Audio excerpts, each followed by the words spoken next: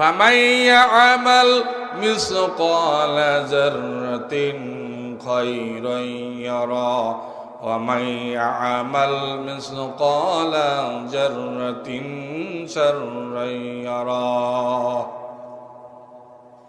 দুনিয়ার জমিনে যারা যাররা পরিমাণ ভালো কাজ করবে তার প্রতিদান আল্লাহ দেবেন, যাররা পরিমাণ খারাপ কাজ যারা করবে তার প্রতিদান আল্লাহ দেবেন। এই আয়াত মনে পড়ে গেল।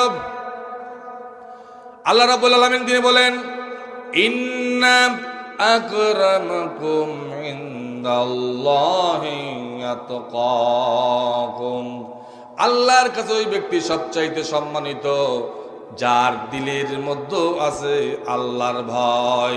একটু জোরে জোরে বলি না সুবহানাল্লাহ, নারে তাকবীর। যাদের হৃদয়ে আছে আল্লাহর ভয়